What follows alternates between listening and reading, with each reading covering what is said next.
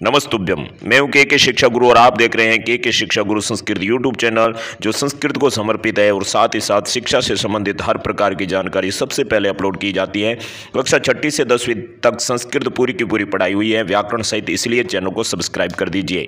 यहाँ आपके कक्षा 9 का संस्कृत का मॉडल पेपर प्रस्तुत किया जा रहा है, जो यूनिट टेस्ट का है। यहाँ पर पहला प्रश्न है अधोलिखितानां प्रश्नानां उत्तराणि कोष्टके दत्त। यहाँ पर संधि के प्रश्न है, तो सबसे पहला प्रश्न है दीर्घ संधि उदाहरणम अस्ति। दीर्घ संधि का उदाहरण कौन सा है? सप्तर्षि, लघुपदेश, सदुपदेश और सुरेश। तो यहाँ पर संधि विच्छेद का नहीं बोला, संधि का नाम बोला है। दूसरा है गुण संधि विकारो अस्ति। संधियों के अंदर कितने क्या विकार होते हैं, उस हिसाब से ऐसे प्रश्नों के उत्तर राइट किए जाते हैं। आपको बता देते हैं दीर्घ संधि के 4 विकार होते हैं, बड़ा आ, बड़ा ई, बड़ा री और बड़ा ऊ। और गुण संधि के 4 विकार होते हैं अर, अल, ए और ओ। और वृद्धि संधि के ऐ और औ 2 विकार होते हैं। यण संधि के 4 होते हैं, आधा य, आधा व, आधा र और आधा ल। और अयादि संधि के 4 विकार होते हैं अय, आय, अव, आव। इस तरह से हमारे चैनल पे संधि पूरी पढ़ाई आप वहाँ पर जाकर के अध्ययन कर सकते हैं। तो यहाँ पर गुण संधि का विकार कौन सा वो बताना है। और तीसरा प्रश्न है सदैव के अंदर कौन सी संधि है? दीर्घ संधि, गुण संधि, वृद्धि संधि, यण संधि। तो उत्तर बता देते हैं आपको। पहले प्रश्न का उत्तर होगा ब, राइट। उसके अंदर लघुपदेश बड़े ऊ की मात्रा है, वो आपके दीर्घ संधि है। दूसरे के अंदर द, राइट है, ओ आपका जो है विकार है गुण संधि का। और तीसरे के अंदर 2 मात्रा है सदैव, सदा प्लस ए वृद्धि संधि है। चलते हैं चौथे क्वेश्चन की ओर। चौथा क्वेश्चन है कर्यजा। अत्र सम्यक संधि विच्छेद क्या है? और करी प्लस अजा, करी प्लस यजा, करी प्लस वजा, करी प्लस रजा। और 5वां क्वेश्चन है नी प्लस अनम अस्य सम्यक संधि अस्ति। न्यूनम, न्यूनम, नयनम, नयनम। 6वां क्वेश्चन है सदाचार। अत्र संधि अस्ति। जस्त्व, शुचुत्व, इष्टुत्व, पुरुषवर्ण। तो पहला प्रश्न है चौथा आपके करी प्लस अजा, ये इस तरह से आपका ऑप्शन राइट होगा, क्योंकि यण संधि है, यह से पहले आधा अक्षर होता है तो यह का ई बनता है। और 5वें क्वेश्चन के अंदर जो है आपके नी प्लस अनम का आधा न पूरा यह और नम होता है, जो ऑप्शन में नहीं है, इसलिए ये आपको बोनस अंक मिलेगा। तो यहाँ पर आप देख सकते हैं कि करी प्लस अजा पहला ऑप्शन राइट है। और 5वें के अंदर बोनस है, कोई नहीं है। और सदाचार के अंदर जस्त्व संधि है सत प्लस आचार। हालांकि सदाचार का संधि विशेष सदा प्लस आचार दीर्घ संधि भी होता है, लेकिन ऑप्शन में नहीं है। अब 7वां, 8वां, 9वां क्वेश्चन आपके सामने है। 7वें में सचुत्व संधि का उदाहरण बताना है। सचित, अनुच्छेद, मच्चिरे, उत्तर। सत प्लस चित, अनु प्लस छेद, मत प्लस शिरह, उत प्लस तर। उसके बाद में 8वां क्वेश्चन है सम प्लस गम। इसके अंदर कौन सी संधि है? अनुस्वार, प्रश्वर्ण, दोनों या फिर एक भी नहीं। 9वें क्वेश्चन के अंदर मनोहर शब्द में कौन सी संधि है? गुण स्वर संधि, उत्वय विसर्ग संधि, तुकागम व्यंजन संधि या फिर अयादि स्वर संधि। तो यहाँ आप देख सकते हो 7वें क्वेश्चन के अंदर सचुत्व संधि का उदाहरण सचित है, क्योंकि अनुच्छेद में गमुडागम है, तुकागम है। और मच्छिरे के अंदर छत्व संधि है। उत्तर के अंदर जो है आपके चर्त्व संधि है। सम प्लस गम के अंदर अनुस्वार संधि भी है, प्रश्वर्ण संधि भी है।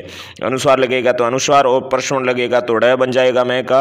और मनोहर के अंदर उत्वय विसर्ग संधि है। जी हाँ, यहाँ पर गुण संधि नहीं है। तो अब उत्तर देख सकते हो आप। सचुत्व के अंदर सचित राइट है। और 8वें के अंदर स एको द्वयोरपि है। 9वें के अंदर मनोहर का उत्वय विसर्ग संधि है। तो इस तरह से आप जो है इनके सही उत्तर जान सकते हो। और पूरा संधि पढ़ना है तो चैनल पे जाइए। अभी आपके 10वां क्वेश्चन है भानुर जयति अत्र सम्यक संधि विच्छेद अस्ति। भानु प्लस जयति, भानुर रजयति, भानु उयति और भानु जयति, इस तरह से। तो यहाँ इसका सही उत्तर आपके जो है ऑप्शन नंबर अ राइट होगा, भानु प्लस जयति। क्योंकि जो जय के ऊपर र है उस र का विसर्ग बनेगा, और वो जय के ऊपर वाला र जय से पहले है, इसलिए भानु के साथ में विसर्ग होगा, अ राइट होगा। और जय के ऊपर वाले र का विसर्ग बन गया तो वो सही हो गया। अब आपके दूसरा क्वेश्चन आपके सामने है प्रकृति प्रत्ययो संयोजत विभाजित वा लिखत। प्रकृति प्रत्यय करना है या फिर उसको मिला करके लिखना है। पीतवा का क्या होगा? पीतवा के अंदर धातु है पा, आप पिब लिखो कुछ भी लिखो गलत होगा। पा धातु कत्वा प्रत्यय है। हन प्लस तुमुन का हंतुम बनेगा। हंतुम के ऊपर जो है बिंदी भी नहीं होगी, हंतुम आधा न और तुमुन प्रत्यय का तुम शेष रहेगा। और दत्वा के अंदर दा धातु है, इसके अलावा आप जो भी लिखेंगे वो गलत माना जाएगा। दत्वा के अंदर दा धातु है और कत्वा प्रत्यय है। कत्वा के अंदर क आधा त आधा और वाह होगा। कुछ लोग क पूरा लिख देते हैं, तवा लिख देते हैं। पहले प्रत्ययों के नाम लिखना सीख लीजिए, उसके बाद में इस तरह के क्वेश्चन राइट होंगे। स्थित्वा में स्था धातु है और कत्वा प्रत्यय है। पृच्छ प्लस कृत्वा, इसके अंदर पृच्छ धातु है तो कत्वा से टवा हो जाएगा, क्योंकि यहाँ पर ष्टुत्व आदेश होता है तो पृष्ठवा बन जाएगा। क्लियर?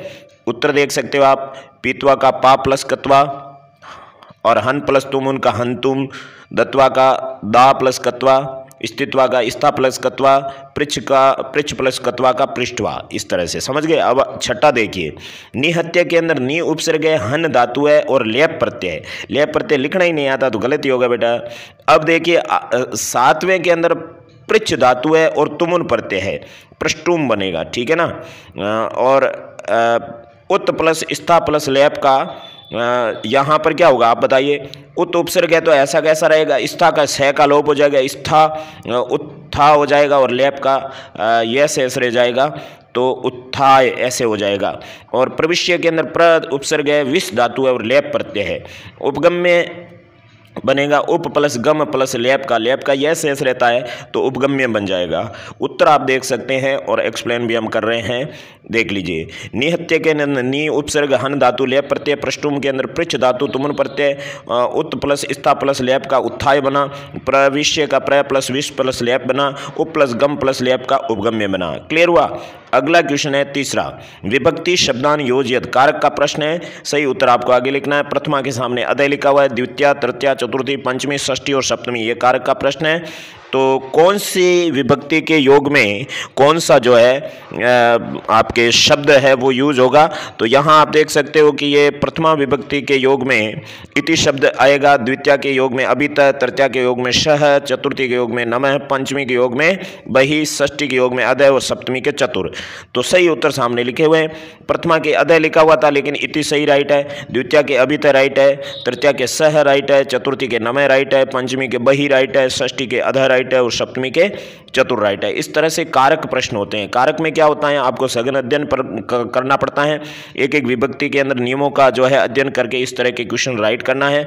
ये आपके 9वीं नहीं 10वीं की बोर्ड परीक्षा में भी इसी तरह के प्रश्न पूछे जाएंगे। तो तीसरे प्रश्न के बाद में चौथा प्रश्न भी आपके कारक संबंधी है, ये आपके क्रियाओं से संबंधित है। द्वितीया, पंचमी, चतुर्थी और सप्तमी विभक्ति है, इसके योग में कौन सी क्रिया आती है।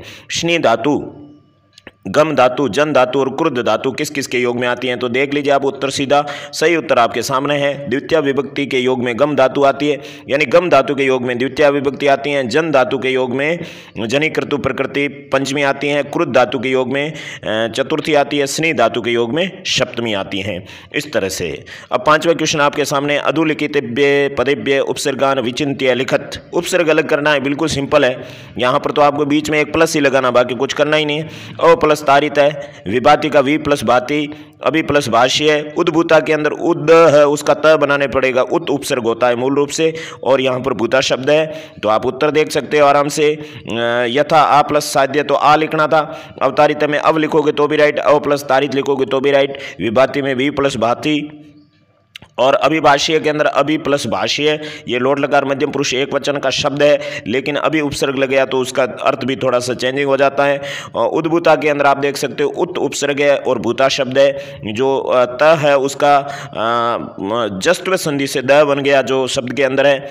और अब आगे देख सकते हो उत्सित का होगा उत प्लस शिक्त है, प्रहरंती का प्र प्लस हरंती, उपसर्पतु का उप प्लस सर्पतु, परिरक्षिता का परि प्लस रक्षिता, प्रणमति का प्र प्लस नमति होगा, क्योंकि नमति नहीं होगा, नमति न अलग हो गया तो न हो गया, साथ में होगा तो रै के कारण न को न आदेश हो गया। इस तरह से उपसर्ग जो है 22 होते हैं, जो एक एक उपसर्ग का अलग अलग महत्व होता है। हमारे चैनल पे पढ़ाए हुए आप पढ़ सकते हो। अभी आपके सामने छठा क्वेश्चन है, एक पदेन उत्तरत, 2.5 नंबर का है। वणिक्य पुत्र से किम नाम आशित। वणिक्य पुत्र का क्या नाम था। और ख है तुला कई भक्षिता आसित, तराजू किसके द्वारा खाई गई थी। ग है तुला कीदर्शी आसित, तराजू कैसी थी। घ है पुत्र केन हत इति जीर्णधने आसित, पुत्र किसके द्वारा मारा गया ऐसा जीर्णधन ने कहा था। विवाद मानो तौ द्वौ अपि कुत्र गतौ, विवाद को प्राप्त हुए वे दोनों कहाँ चले गए थे। तो यहाँ पर पहला प्रश्न का उत्तर जो है आपके हिंदी अनुवाद तो हमने कर दिए, प्रश्न के हिंदी अनुवाद जब तक नहीं होते हैं प्रश्न के उत्तर का पता नहीं चलता है। तो पहले प्रश्न है वणिक के पुत्र से किम नाम आशित, मतलब वणिक के पुत्र का क्या नाम था। तो यहाँ पर धनदेव नाम होगा, धनदेव नाम आने आत्मान पुत्र, इस तरह से आपने पढ़ा होगा। तुला कई भक्षिता, यहाँ पर मुष्कई होगा, ठीक है ना। यहाँ पर आपके जीर्णधन लिखा हुआ आ रहा है लेकिन जीर्णधन नहीं होगा, इसका जगह जो है धनदेव नाम होगा।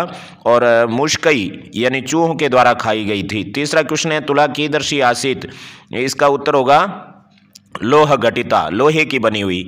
और उसके बाद में पुत्र केन हतय इति जीर्णधने वदति, पुत्र किसके द्वारा मारा गया ऐसा जीर्णधन ने कहा था। शैनेन यानी बाज के द्वारा मारा गया था। और विवाद मानो तो द्वौ अपि कुत्र गतौ, तो यहाँ पर सप्तमी विभक्ति में राजकुले यानी राजकुल में गए थे। इस तरह से आपके ये 5 प्रश्न हैं जो लोह घटिता पाठ से है।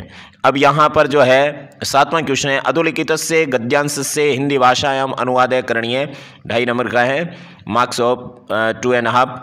अब यहाँ पर जो है आपके इसके अंदर जो है ये पाठ जो आपके भ्रांतो वाले पाठ से लिया गया है।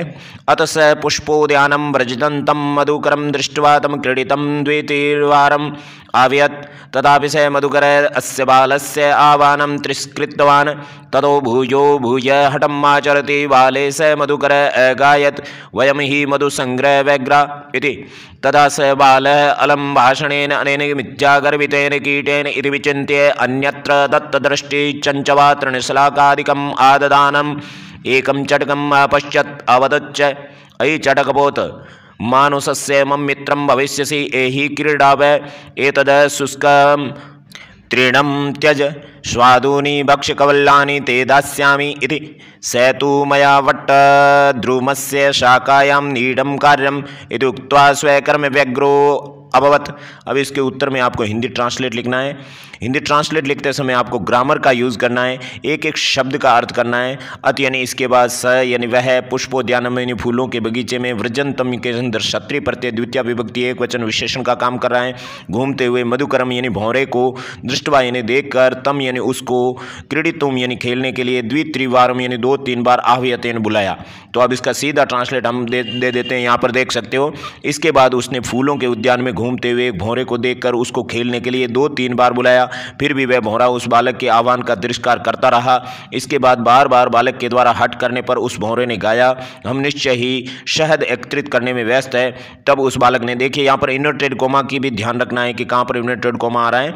तब उस बालक ने इस झूठा घमंड दिखाने वाले कीट से क्या लाभ है ऐसा विचार करके दूसरी जगह दृष्टि डालने पर चोंच से तिनके, सलाका आदि को ग्रहण करती हुए एक चिड़िया को देखा और कहा, हे चिड़िया। यहाँ पर संबोधन सूचक चिन्ह आया है, यहाँ मिस हो गया है, होता है लेकिन नहीं है यहाँ पे। हे चिड़िया, मुझ मनुष्य की मित्र बनोगी, आओ खेलते हैं, इस सूखे तिनके को छोड़ो, स्वादिष्ट भोजन की कोर तुम्हें दूंगा। इस प्रकार वह तो मेरे द्वारा वट वृक्ष की शाखा पर घोंसला बनाने का कार्य किया जा रहा है, ऐसा कहकर अपने कार्य में व्यस्त होगी। इस तरह से हिंदी ट्रांसलेट होता है, लेकिन हिंदी ट्रांसलेट कभी भी रटना नहीं चाहिए।